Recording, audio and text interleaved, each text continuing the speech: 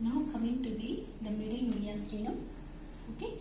So what are the boundaries for this middle mediastinum? So anteriorly we will have this anterior mediastinum. Posteriorly we will have the posterior mediastinum.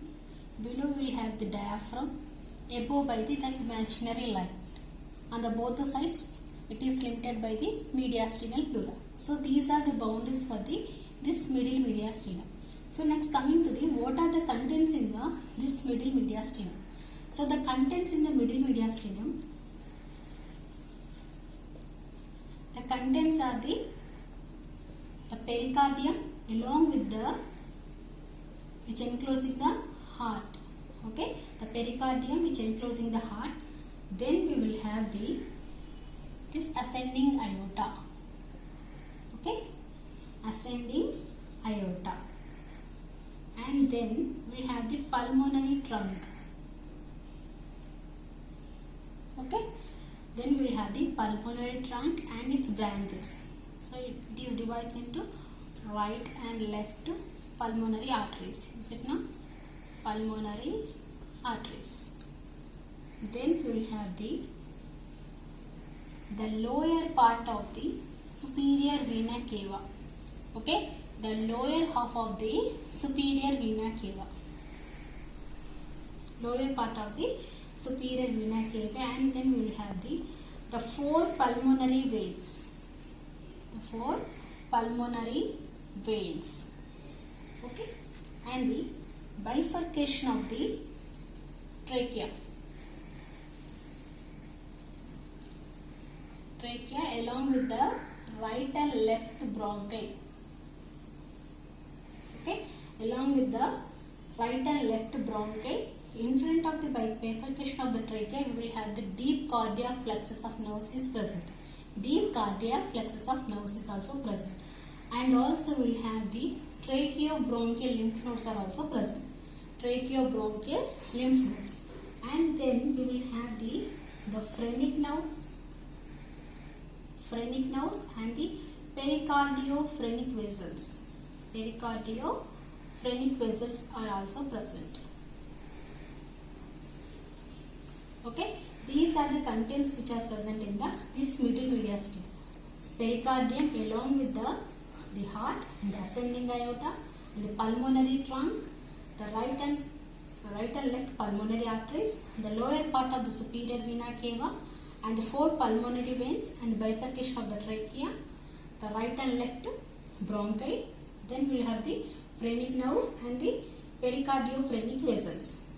Okay, these are the contents in the middle mediastinum. Okay, now we will discuss about the posterior mediastinum. One more thing, the middle mediastinum is the widest division. Okay, it is the widest division of the mediastinum. Okay, the posterior mediastinum is the longest. Okay, it is the longest division of the mediastinum. Now we will discuss this posterior mediastinum. Okay, so what are the boundaries for this posterior mediastinum? So anteriorly from above downwards we will have the trachea, tracheal bifurcation. Okay, tracheal bifurcation. Then we will have the pulmonary vessels.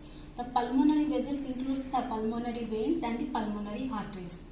Then we will have the fibrous pericardium along with which encloses the heart. These are the anterior boundaries.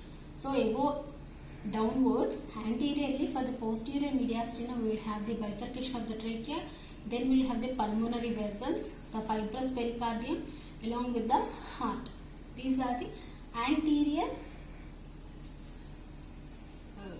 boundaries. Next coming to the posterior boundaries. The posterior boundaries are the lower 8 thoracic vertebra along with the intervertebral disc. Okay, the lower 8 thoracic vertebra. These are the T5 to T12 thoracic vertebra along with intervertebral disc and anterior longitudinal ligament.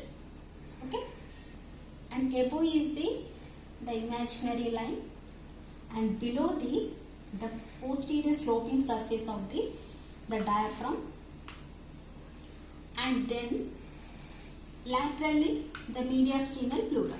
Okay, these are the boundaries for the posterior mediastinum. Next, coming to the what are the contents in these posterior mediastinum. So the contents in this posterior mediastinum, again they are divided into contents in the posterior mediastinum. They are divided into longitudinal structures and the transverse structures. Okay, so some are arranged in the longitudinal direction, some are arranged in the transverse direction. So first we will discuss what are the longitudinal structures. These are this esophagus. Okay, so esophagus, then we will have the thoracic duct. Okay, esophagus, thoracic duct, then the descending thoracic aorta.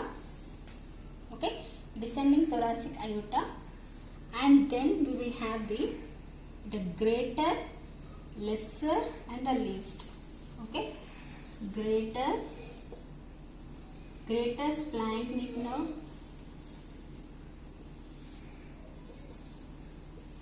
lesser splanchnic nerve, least splanchnic nerve. Okay, greater splanchnic nerve, lesser splanchnic nerve, least splanchnic nerve. So this greater splanchnic nerve is nothing but it is the medial branch of the T5 to T9. Okay, it is the medial branch of the T5 to T9 thoracic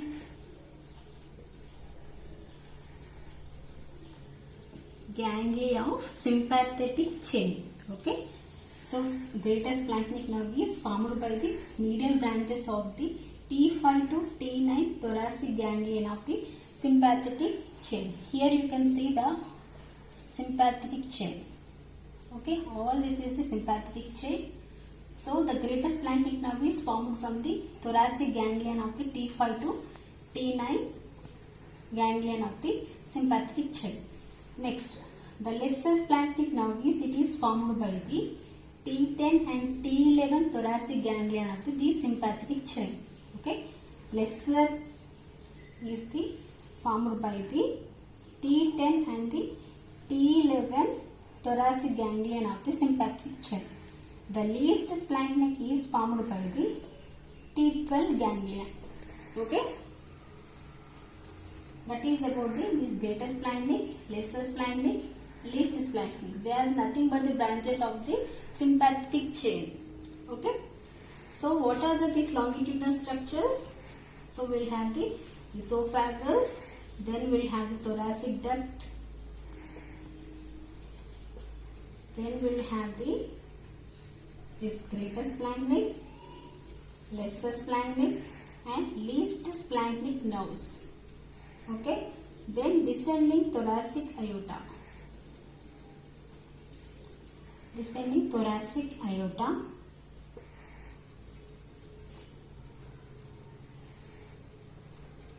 Along with that, we will have the posterior mediastinal lymph nodes. Posterior mediastinal lymph node also present in this posterior mediastinum. These are the longitudinal structures, and also the achagus and hemiachagus veins. Achagus and hemiachagus veins are also present. Okay. Now we will discuss these transverse structures.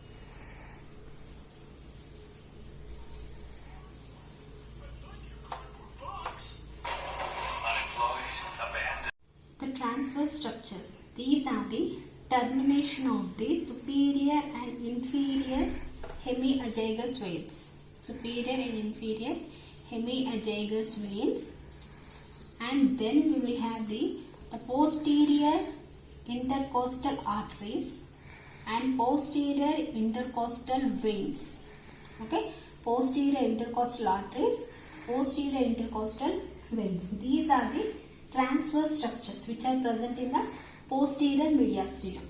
Okay, so overall the contents in the posterior mediastinum are the esophagus, thoracic duct, greater, lesser, least splenic nerves, descending thoracic aorta, posterior mediastinal lymph nodes, azygous and hemiazygous veins, and the termination of the superior and inferior hemiazygous veins, posterior intercostal arteries, posterior intercostal veins. These are the contents in this posterior mediastinum. Okay.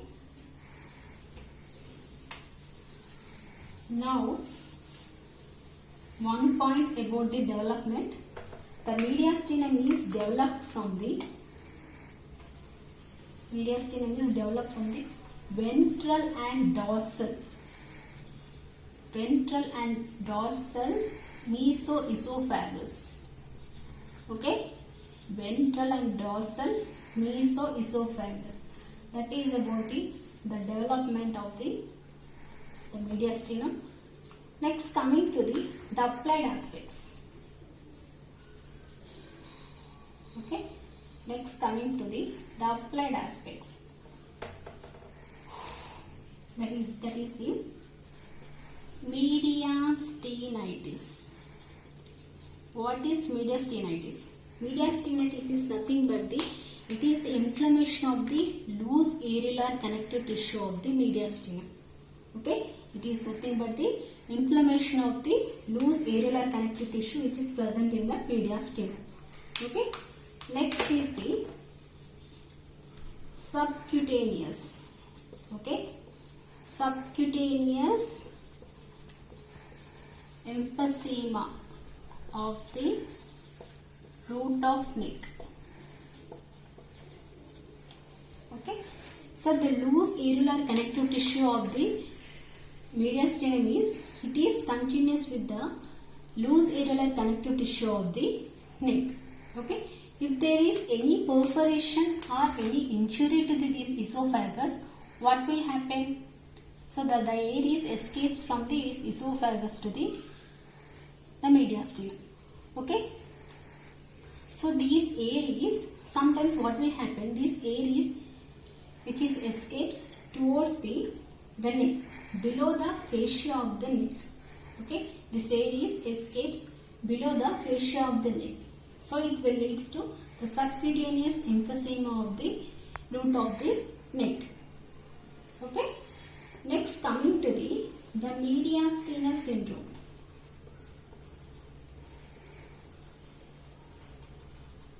Sometimes what will happen, if there is any tumor or mass in the mediastinum, it will compresses the mediastinal structures. So it will lead to some signs and symptoms. So this clinical condition is called as mediastinal syndrome. The mediastinal syndrome is mainly caused by the compression of the mediastinal structures any tumor or mass.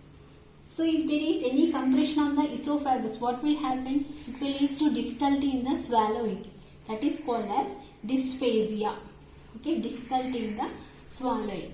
If there is any compression on the trachea, what will happen?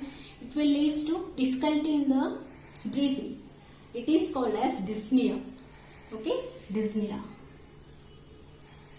And also there is hoarseness of voice is also there. Why? Because between the tracheoesophageal groove we will have the left recurrent laryngeal nerve is present. If there is any compression on the left recurrent laryngeal nerve, it will lead to the hoarseness of the voice. And also it will compresses the veins. So it will lead to engorgement of the veins which are present in the upper part of the body. Okay, these are the characteristic features of the mediastinal syndrome. Okay, so what are they? If there is any compression in the esophagus, it will lead to. So if there is any compression of the esophagus, it will lead to dysphagia. Compression of the trachea will lead to the difficulty in the breathing. It will lead to dyspnea. And compression on the recurrent laryngeal nerve leads to the hoarseness of voice. Compression of on the veins will lead to engorgement of the veins in the upper part of the body. Okay, all this clinical condition is known as mediastinal syndrome. Okay. Next is the widening of the mediastinum. So the widening of the mediastinum is mainly occurs in case of cardiomegaly. Okay, in case of cardiomegaly or any tumors or any masses which are present in this mediastinum. Okay, next coming to the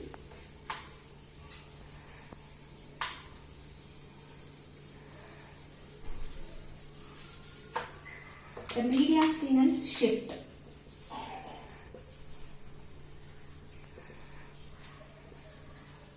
Okay, the mediastinal shift. What is this mediastinal shift? For example, if there is any pathology in the lung, okay, for example, in the lung we will have the fibrosis, okay, or atelectasis. So what will happen in these conditions? The lung volume is decreased, and also the intrathoracic pressure is also, the intrapleural pressure is also decreased. So in these conditions, the mediastinum is shifted towards this diseased site. Okay, in these conditions, in case of lung fibrosis and atelectasis, what will happen? The lung volume is decreased and intrapleural pressure is also decreases. In these conditions, the mediastinum is shifted towards the diseased site. Okay, and if the lung volume is increased and intrapleural pressure is also increased, for example in the pneumothorax, so what will happen in these conditions? The mediastinum is pushed towards the healthy side. Okay, in this condition, the mediastinum is pushed towards the healthy side. Okay, that is about the mediastinal shift. Okay, next coming to the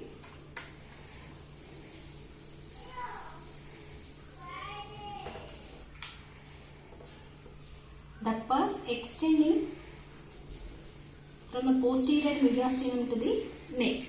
Okay, so the loose areolar connective tissue of this posterior mediastinum, it is communicates with the prevertebral pretracheal spaces, okay, through the superior mediastinum. So what will happen if there is any pus accumulated within this prevertebral and the pretracheal spaces? It will lead to the pus accumulation in the posterior mediastinum. Okay, and pus is accumulated, pus is drains from the posterior mediastinum to the Soyer's sheet. Okay, we already discussed about the Soyer's sheet and Soyer's abscess. Okay, so the posterior mediastinum is communicates with the Soyer's sheet through the one piriform orifices. Okay, if there is any pus collection within the posterior mediastinum, it will passes through the Soyer's sheet. This Soyer's sheet is below, it is communicates with the femoral triangle. We already discussed in the femoral triangle there. So if there is any pus in the present in posterior mediastinum, it will lead to the Soyer's abscess, and then it will lead to also accumulated in the femoral triangle of the thigh. Okay, and next coming to here in this mediastinum, most of the veins are present on the right side, most of the arteries are present on the left side. Is it not? So if there is any tumor or any mass present in this middle mediastinum, what will happen? Mostly pushes the veins. Why? Because the resistance of these veins is very less. So most of the growths are towards the right side because of the less strength by these veins. Okay, so these are the applied aspects of the mediastinum. Okay, all of you understood well?